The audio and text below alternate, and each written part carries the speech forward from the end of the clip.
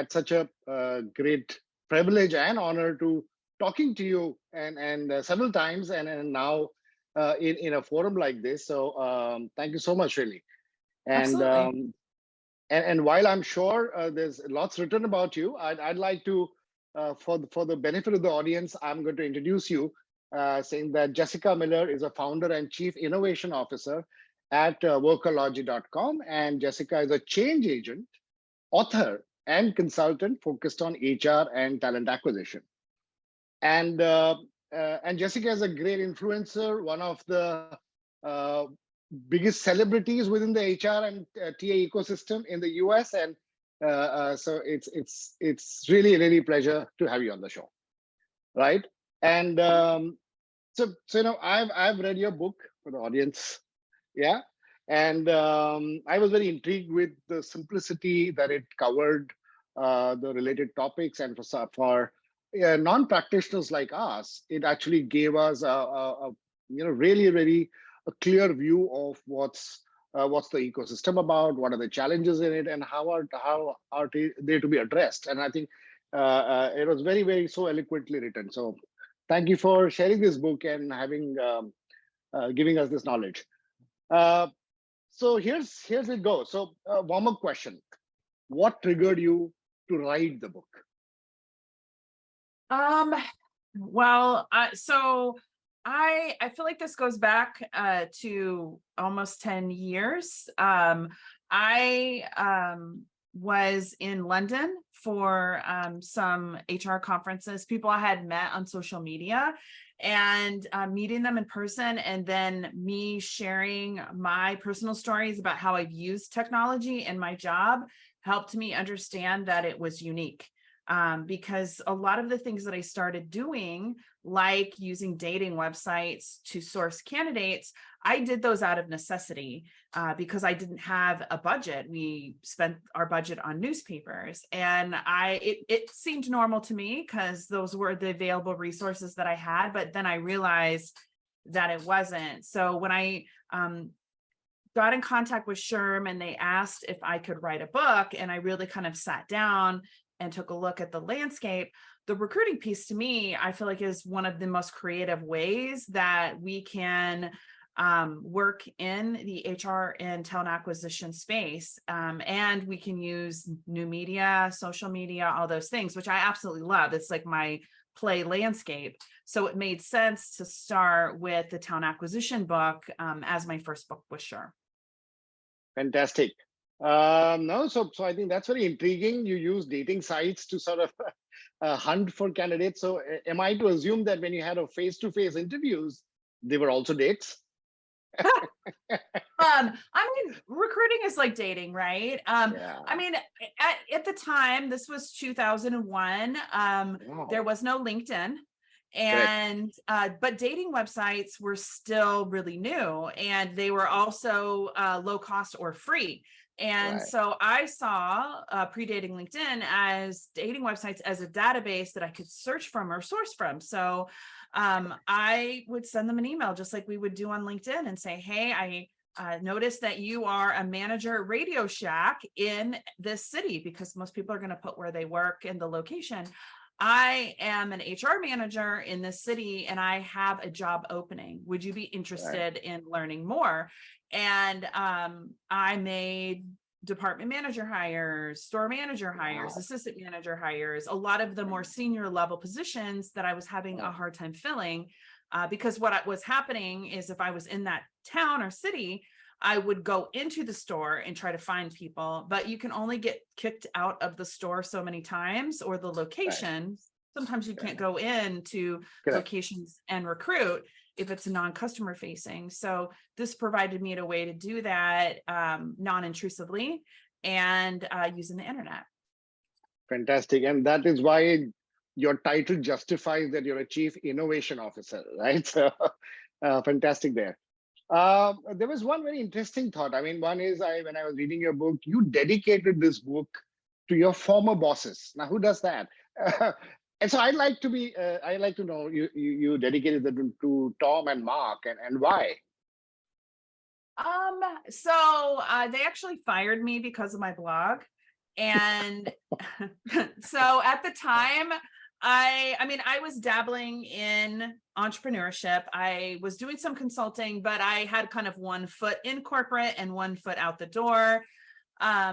They were very fearful of social media at the time. They fired me because of my blog, which was anonymous and very tame. It was about the job search. But back in those days, 2009, 2010 timeframe, it was still a really scary time, and it wasn't something that everybody was doing. So at the time, it was also scary for me because I wasn't yet ready to commit, but they made the decision for me. And actually, about a year after, I sent Tom an email and let him know that I appreciated what they did. Like, I was actually grateful. So a lot of the book, these are things that I did, much of it with Twitter and MySpace and those kind of things that I talk about, I was doing when I was working for a large, Fortune 200 company. And I was definitely under the radar, but it was also super new. And sometimes the best gifts are the ones that you don't want or you're not ready for. And so that's why I dedicated the book to them. No, it's interesting because that's really a philosophy that we should all imbibe, that adversity actually presents an opportunity and a gift, right? So I think that's great, good lesson there. Another thing was that you have a reference section in your book, and there is almost 3 pages of research work that you've referenced there, and that taught me going. How long did it take to write the book? So quite a while. I pride myself on being really extensive in the research and being really thorough. I feel like there are a lot of books that are just written to be written, but if I was a corporate talent acquisition leader or a head of HR or a business professional in a company, I need facts in order to make my business case. And I have kind of approached my role in the HR and recruiting space like my academic background, which is actually anthropology. So instead of the study of human culture, I am focused on the culture of the workplace. And so having research and information is incredibly important for that. And I feel like I have been researching this book even before I had actually decided to write it for years. But I wrote it before COVID, and then COVID happened. And then by that time, it needed to be almost rewritten again. So the second time, I would say it took me a lot less time, probably 3 months. And then it was just checking all the statistics and updating that information. That was the most labor intensive because I had already done that previously. And then the entire world was turned on its head. So references and research is incredibly important. I feel like it helps people make the business case to add new tools or technologies or resources. And recruiters and HR leaders need to be thinking that way in their business. No, absolutely. And I think that is the reason why the book has turned out to be well thought out and accurate, factual data, and not something that we hear at the events and it's a talk which just remains at the surface level. So I think great. I think it's gone into depth. See, as early as 2007, and you mentioned that earlier, that you started adopting social media for recruiting. Tell us about what were the challenges you faced, what learnings you got, and what advice would you have for the generation today? I think that one of the early challenges was just trying to figure out what was working and how you could measure conversions or traffic and where those things were coming from. And that is what I spent a lot of my time doing once I knew that we were getting candidates from these sources, is then tracking them, because then a lot of people are like, what is she doing?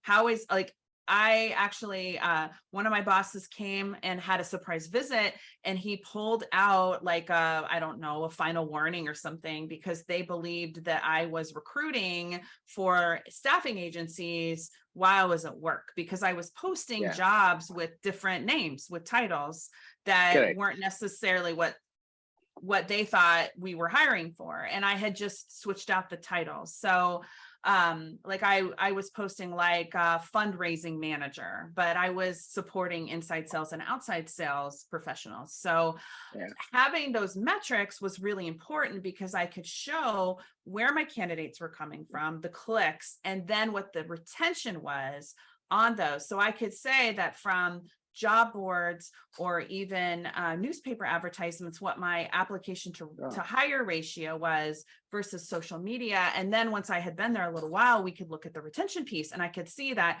people who came from MySpace, they had a higher retention rate. Therefore, if I was spending a little bit more to maybe bring them in or to do different things, it wasn't a bad investment because they were sticking around for 6 or 12 months longer. Got it. Now, while Jessica, it was very simple for you to elaborate this because you've actually done it yourself.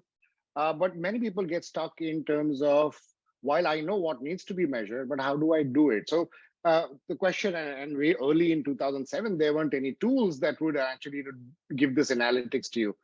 So my question is, did you use Excel? How did you actually create those conversion ratios?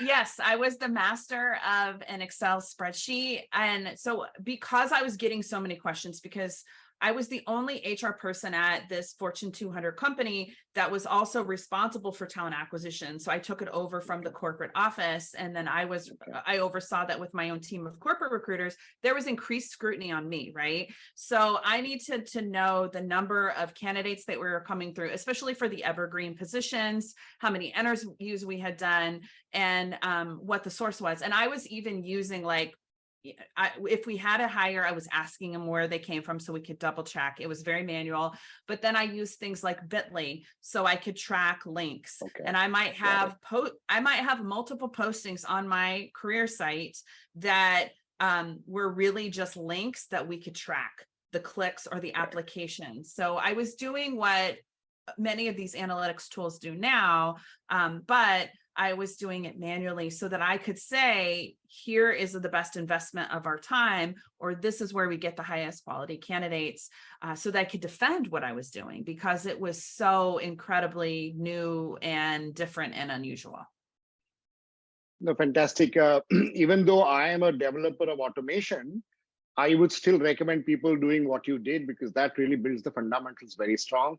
Technology is an enabler and a support, but I think your thinking and your brains are much, much powerful than any technology out there could be. So great, I think, experience. There was an interesting incident you shared in your book. And these were those earlier days where you said you got terrified when you saw how the CVs were stored. Tell us about that story. Oh, man.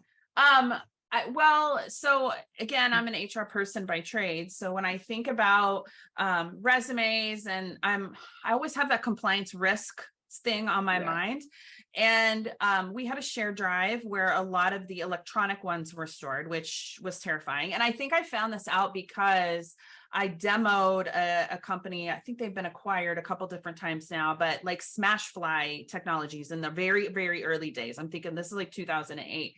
And one of the sales pitches for them is they could go into your shared drive and then they could pull all the resumes and upload them into a database. So we had that. And then you have a room in one of our locations, which was where all the printed applications were housed. So those were the old days. And even the old days, I feel like even before like things were on premise. I mean, in some aspects, like people didn't, they were terrified and they didn't trust technology. So they would print everything and then we would store it. So it's, I like imagine having to go through all those resumes and applications. People who are over, I would say 40, 42, you probably remember these days, but I remember even going through the applications when I needed candidates and calling the references. Wow. And because if you're looking at lowering your cost per hire, your work, your time is free. Like I wasn't getting any overtime as an exempt employee. So I'm going to go through all my applications and call on and text if I could, everyone who was listed as a reference and ask them if they were interested in opportunity. We were doing all sorts of crazy things too. Like I was giving away, and this will really date me, but an iPod. So if you gave me a referral through like my network, and I had a weekly email that went out to probably about 300 people, that I would just let them know what the like giveaway of the month was. And if they sent me a candidate through email or through another source, I would do an iPod, because an iPod was $200. That was if I made a hire off of it, that would be even probably less than what I was paying somebody who gave me an internal referral as a bonus. Got it. Yeah. So if you remember, what was the first HR technology that you got exposed to in your career, and what was your experience with that, and did you feel that that was an aha moment or a wow moment? So there were so my first corporate HR job out of college was with Target, and I was their HR manager in retail stores. So we had a HRIS system, which was in an AS400. So I remember pulling out my notebook that told me to tab over 8 times and hit N for new hire and do these things. It was horrible. I also, like early on, I made huge mistakes. Like I accidentally entered an extra 0 for somebody's pay. And then I remember another time that I was trying to promote somebody or move them into a different pay band, but so confusing when you only do this one action like once every 6 months. I ended up terminating somebody instead of promoting them, which was a whole nother mess, because then I had to worry about 401k payouts and vacation payouts and different things. So it was not a good experience, but it was better than it was previously when we would just fax in all the new hire paperwork or sent it inter office mail. Got it. Now, I'd like to come to this. You've written a lot about EVP, right? Employee value proposition. And very interestingly, you gave some examples, and one of them was Bark, which said, be the person your dog thinks you are. Now, while that's very hilarious, but that's an extremely powerful statement as well, because that defines what you want to be, what's your character, and that defines the EVP. So can you spend some time on why you think EVP is important and critical, and especially today? Absolutely. So one of the things about Bark that I love, and I actually did a podcast interview with their head of talent acquisition and diversity. And so their EVP is to be the person that your dog, believes for thinks you are. Yeah. Thinks that you are. Yeah. And so one of the things that Bark does, which I feel like is so bold and really stands on what their EVP is all about, is they published their diversity data, but they didn't publish it just externally. They published it internally for everyone to see, for every position. And when you lead with that kind of transparency, and then you back it up with that EVP, it just really, you could go for any role and look at the mix and what the plan is and the strategy. Those employees, I feel like it sends a message that says, we hear you, we understand, we value you, and we value the type of person that you are. And something like that, no wonder they have been as successful as they have. Now, that's incredibly scary to be that bold. That's not for every culture. However, it works for Bark when they are really a technology company that sells like a subscription-based product.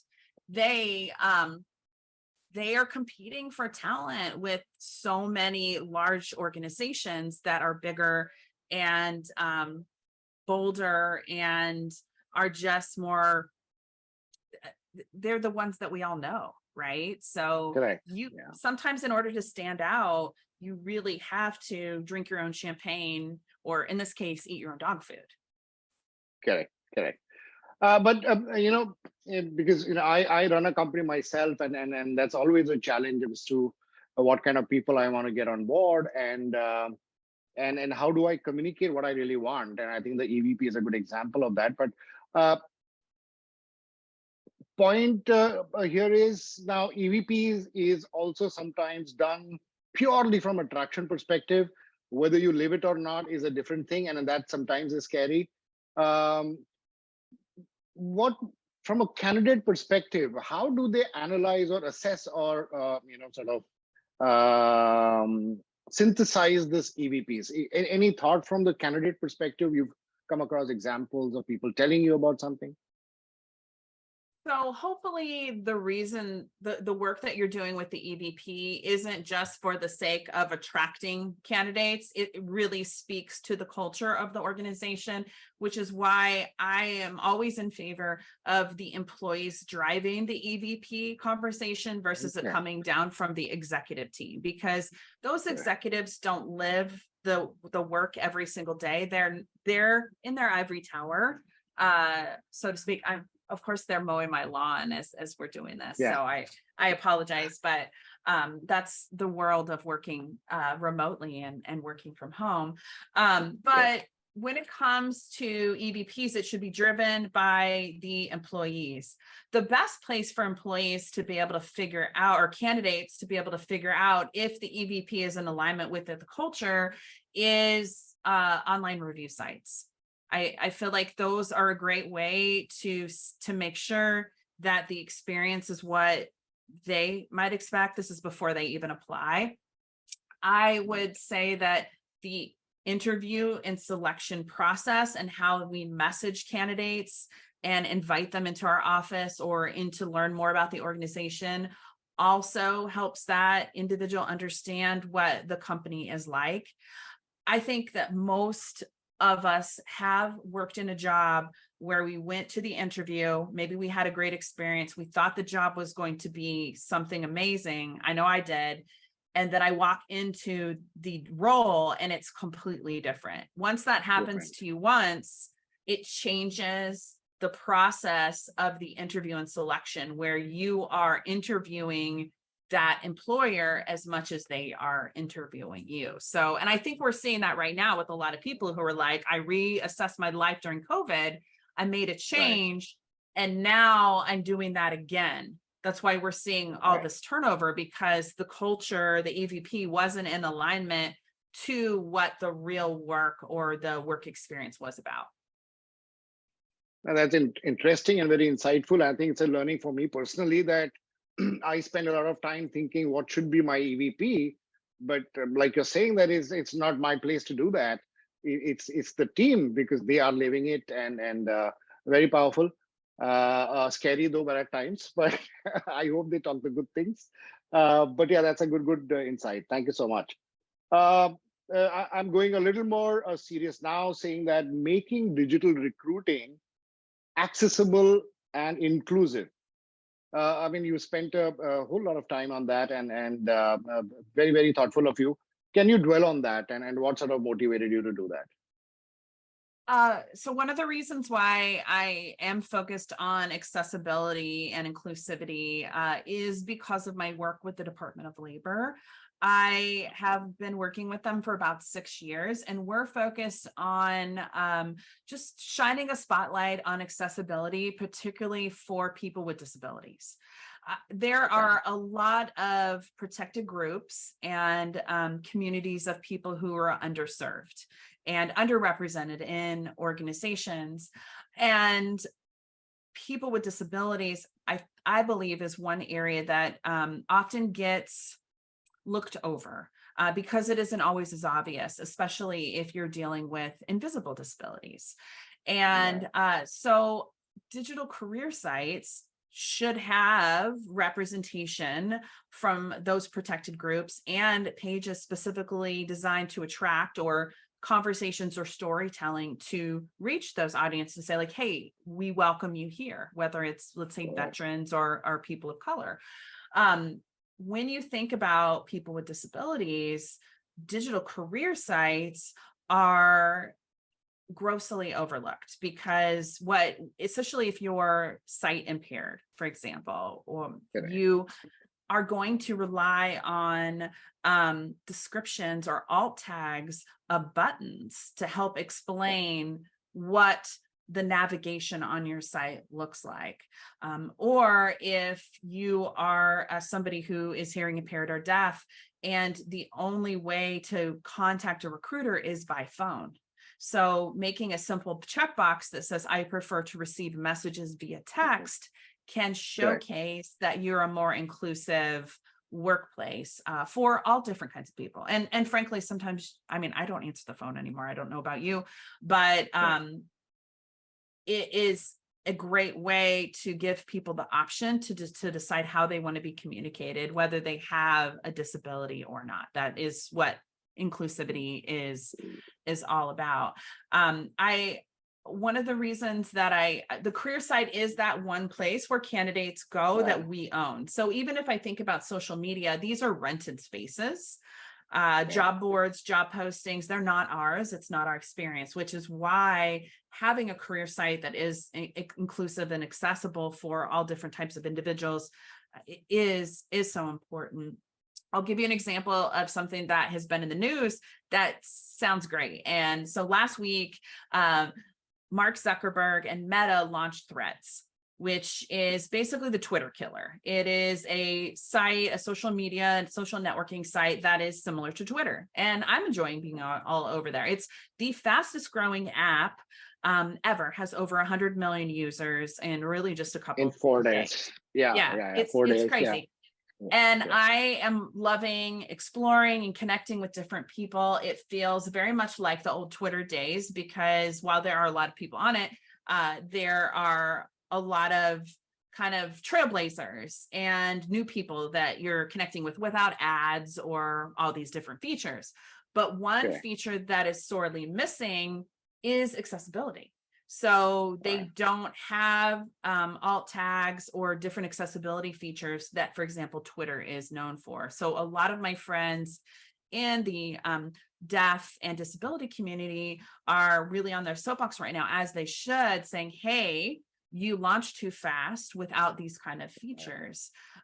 So I don't want my talent acquisition leaders to have the negative press or a negative experience from those groups that if they're a government contractor, they really do need a diverse candidate audience. It's part of their obligation as a federal contractor, but we don't want that kind of negativity out there, because the media is always looking for a story, and the right thing to do is to make it accessible for all. So, right. Which actually brings me to a question. What's your opinion on all the HR tech that's out there? Do you see that could be a gap that they need to address? from the accessibility side of things? Yeah, that's right. Absolutely. I mean, we did a session a few years ago at SHRM Talent, and we basically talked about career site accessibility and HR technology accessibility. And I had several HR tech companies come up to me afterwards and tell me that I needed to stop talking about this because it was an expensive conversation. And I told them I will not. Then I have an older podcast interview, but her name's Sassy Atwater, and she is sight impaired, and she was hired at the company to process payroll. And Sassy went to go get training and showed up on her day at the job, and the HR technology was not accessible with screen reader technology. So what ended up happening is the organization needs to make an accommodation. So they ended up hiring another person to sit beside her and help her navigate the HR technology site so that she could process payroll. I know that it's expensive. I know that it takes time, but if we start with accessibility in mind from the moment we build the tech, it is not an expensive of a process, but it is something that everyone benefits from, whether you have a disability or not. Think about wheelchair ramps, right, on the Right. side of buildings. As a Correct. mom with a stroller, I love those things. They were not built Absolutely. for Yeah. parents with strollers, or Correct. for you to push your cart off the side of the building so that you could unload your groceries. They were built for people in wheelchairs who are handicapped, but we benefit from those. The same thing in our HR technology, corporate Right. tech, like applicant tracking systems, payroll processing, HRIS. We've seen a huge growth on this like upskilling technology that exists for like learning and development. All of these need to be accessible for every type of person. So if you're building tech right now, and maybe you're a new startup, start there. And there's so many great experts right now in the market who are very well versed on building accessible technology. All right, great. Now that's a good message. Um, now here's a I'm a AI platform developer, so I have this question, and a very tricky question. Why is human bias called unconscious? And why is there a fear of AI being conscious bias? Oh man, so I'm assuming. I mean, I haven't fact checked this, but I'm assuming that the unconscious bias is probably something that was termed in a courtroom, right, or from some court decision ruling that decided to call it unconscious bias. Because when I think about like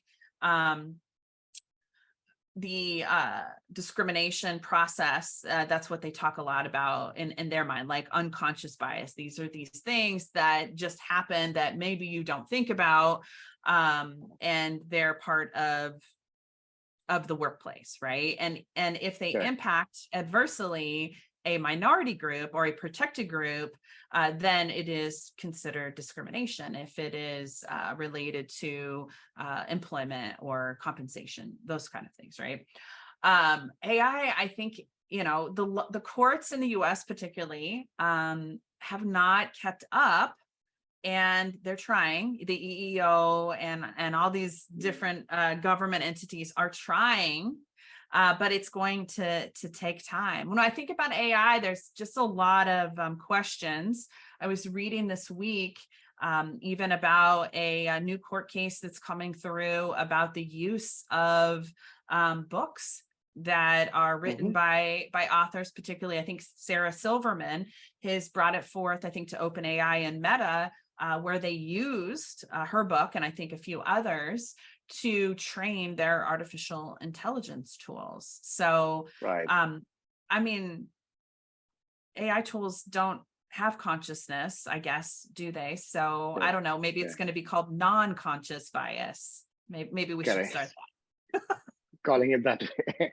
No, thank you so much, because I think the AI is just trying to help. I don't think it is trying to take over the humans. They are saying, here's possible recommendations, but please use your own discretion in doing that. And I think that's the message, but I think it's been turned around. In case of AI, actually, you rightly said, it's actually unconscious bias. And when it comes to humans, it is actually conscious bias. So that's my understanding of the domain. But since you mentioned earlier that you're working with the labor government, and are you exposed to, and then you talked about EEOC, do you think there are plans for having some structured approaches or guidelines that people like us who build systems and AI, that we could follow and say that, okay, we've tried to ensure that there is no bias, the diversity has been addressed, inclusion has been addressed? Are there any guidelines under process, or some sort of certification of sorts? Your view. Right now, the European Union is leading the way in a lot of these areas, and I think that with some of the moves that they have made, and I'm not an AI expert by any means, but I like to think of the HR or the workplace spin and how these things impact us. the EU, like they've done with data protection, will be kind of the leader in this area. The EEOC did put out some guidance earlier this year around artificial intelligence. If you have listened to like when they had the TikTok hearings where they had the CEO of TikTok go to, I think it was Congress, and was part of like questioning proceedings. A lot of our government officials and people in many of these positions are not, they don't have a full understanding of what the technology does, or how it could be used. And that was kind of a lot of the fodder on TikTok. Is these hearings were happening because they were showcasing really silly videos that, you know, hadn't, do people see on TikTok? Yeah, but it doesn't really talk about the power of the technology or how it is being used to further communication and training and development and all these different areas. So I think that the real thing that I will be looking for is kind of these special interest or expert groups that are supporting particularly the US and the European Union, as well as the United Nations, in the areas of artificial intelligence, where you can have a CEO of a AI company be able to come in and connect with these business leaders, maybe corporate people, other people who are influential in and have expertise in this areas to help shape the future. This happened with the Americans with Disabilities Act when the law was written there. And I am really lucky enough to have met some amazing people who helped shape the law. It is just going to take some time for us to have that guidebook. And my fear is that this AI technology moves so quickly, it changes. I mean, we've already seen OpenAI improve immensely in just a short, very short period of time. Our government systems and processes aren't designed to make swift decisions. And I hope that we can get our act together and put together some guidance to help companies like yours make sure that they're in, you know, not necessarily compliance, but they're thinking about ethically created technology, so that you don't have to go back to the drawing board or later on, like many of these technologies trying to build this accessibility and have to go back and spend millions of dollars to be able to make these changes or enhancements. I mean, that's not a good business decision. Like it's an expensive process for things like that. Correct.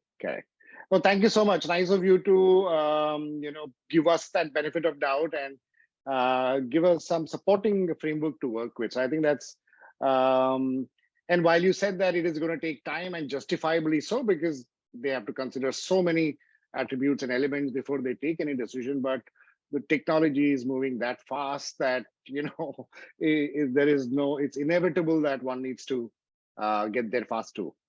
So great. I have now two more really points to make. One is I'd like you to tell us now, you've been successful with your digitizing talent book, and so what's the plan happening on another one? Because I'd like to do another one with you.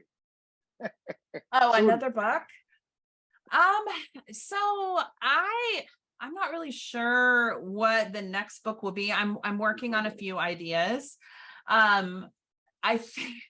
I think potentially the next book is going to be in a completely other area of human resources and talent acquisition.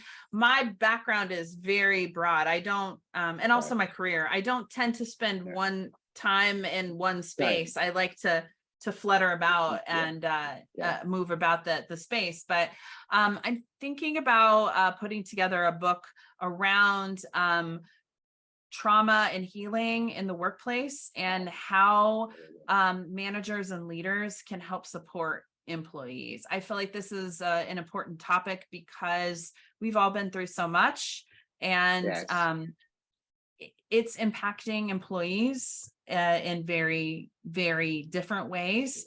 The mental health and mental wellness conversations are happening. HR leaders and managers aren't therapists.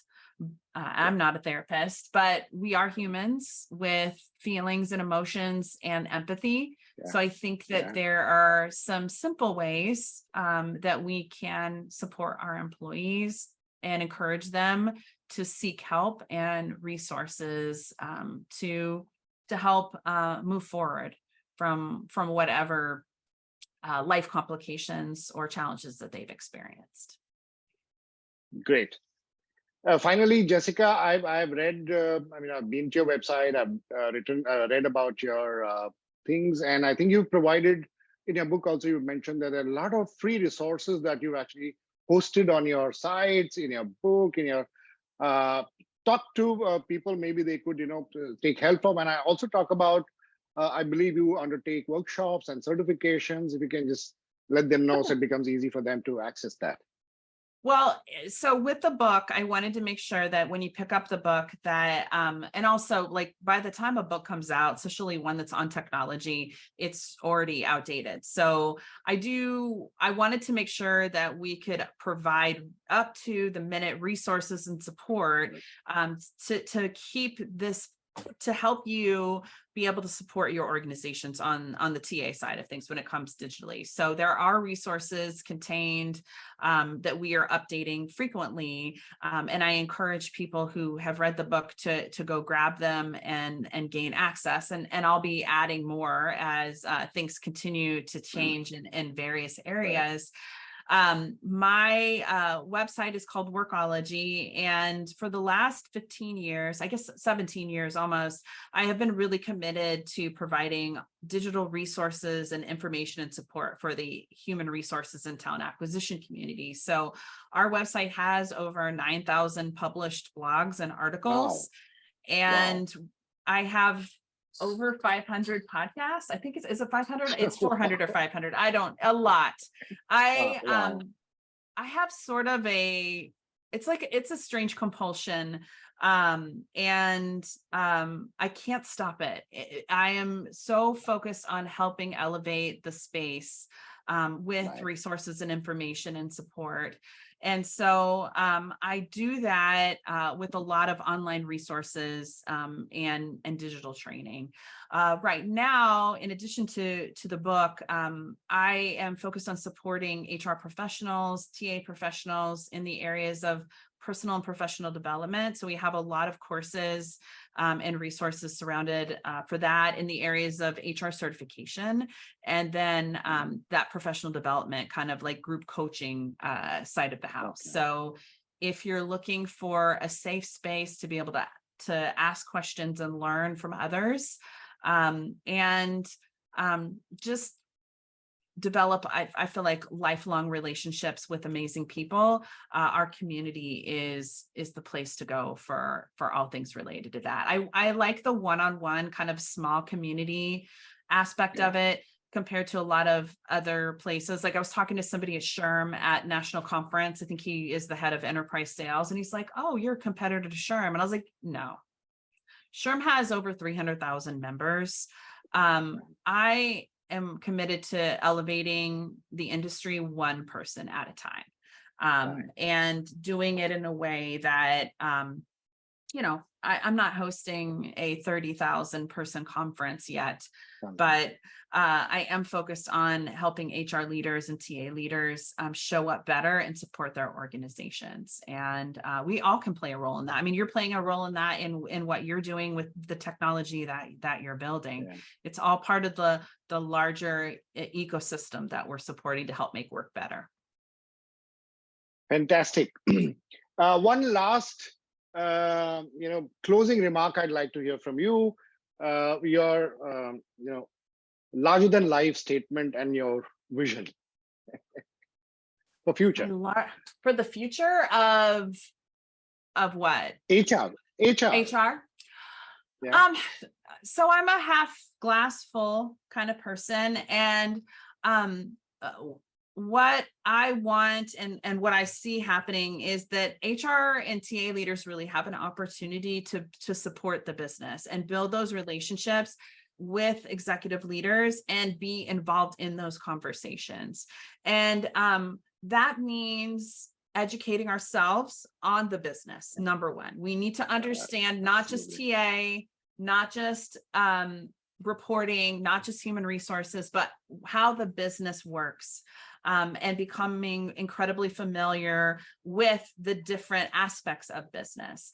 The other part is creating boundaries and advocating for ourselves, because we are often misunderstood. There's a tendency to either overlook or I don't want to say abuse, but there's just a lot of misconceptions about what the impact of the HR leaders have and our role within the organization. So that means building those relationships, starting with the business, understanding the business, and then working with those executives to say, hey, I can help support you. I can help support the business. Here's what I see happening. There's a shift happening with a lot of my friends right now in head of HR roles, where they are all looking and interviewing for jobs because they have made a similar kind of decision. There's probably about 50 of them that I have talked to in the recent weeks who have said, I'm looking for the right CEO that wants to help support the larger vision of how I can impact the business, HR, and how we can partner together. So I'm excited about the future for human resources, because these professionals that are stepping into these chief HR and chief people officer roles, they have a huge opportunity to make the HR industry better and build on what we've already started creating since we first came onto the scene as personnel managers in workplaces in the 70s and 80s. Fantastic. So finally, I think good things have to come to an end. But I have many questions, but I'm sure you have limited time. So thank you so much. This is so inspiring, so insightful, and a lot of learning. And I think what I most appreciated is that you were very nice enough to speak to me as somebody who just walked in from India, have no connection, but I think you were very warm and you gave me this time. Really appreciate it. And look forward to more of these, and all the best with Workology and for your endeavors ahead. Thank you so much, Jessica. Thank you. Thank you so much.